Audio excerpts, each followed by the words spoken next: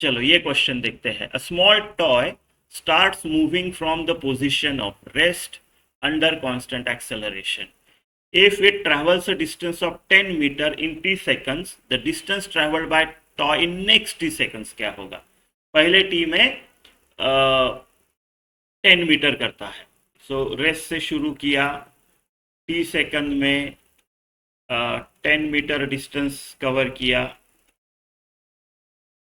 Right? तो next T में कितना करेगा, ऐसा कुछ तो क्वेश्चन है। तो S is equal to U T plus half A T square ये लगाएंगे। टी और एस का है तो कोई और तो ध्यान में आएगा नहीं। तो 10 metre is equal to u zero half, फिर से यहां से ए मिल जाएगा मेरे को, a into t square, right? So a T square is equal to 20। A क्या होगा? 20/t²। ठीक है। अभी नेक्स्ट टी सेकंड्स में कहां तक पहुंचेगा, राइट? नेक्स्ट टी सेकंड्स का लगाएंगे। तो नेक्स्ट टी सेकंड्स के लिए अब यू क्या होगा मेरा, राइट? ये पहले टी सेकंड्स हो गए, राइट?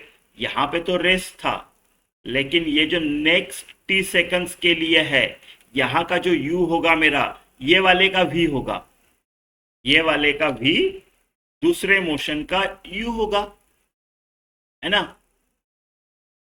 तो मुझे वो वाला निकालना पड़ेगा, राइट? इसको यू डैश बोलते हैं अगर ये यू है तो मेरा यू डैश जो होगा वो क्या होगा, राइट?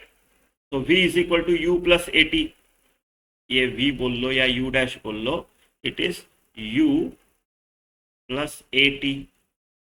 तो u dash is nothing but ये जीरो है, तो a इंटू टी। अब ए टी मेरा इनिशियल है और नेक्स्ट टी सेकंड्स में कितना डिस्टेंस है, तो एस डैश पकड़ लो, ये जो डिस्टेंस ट्रैवल किया नेक्स्ट में सब डैश डैश यहाँ पे, ठीक है? बस टी टी है, U T U dash T plus half A T square, A same है ना?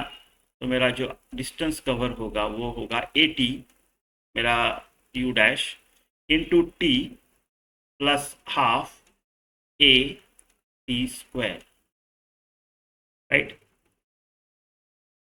अभी ए का वैल्यू भी रख देंगे, राइट? देखो A T square plus half A T square, 1.5 A T square, 3/2 A T square. अब चलो ए की वैल्यू रख देते हैं। ए है 3/2 इंटू ए है 20/t², है ना?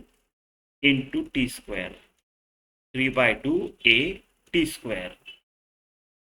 तो टी स्क्वायर कट गया, दो और ये कट गया, तो बचा 30 मीटर, ये वाला ऑप्शन, ठीक है?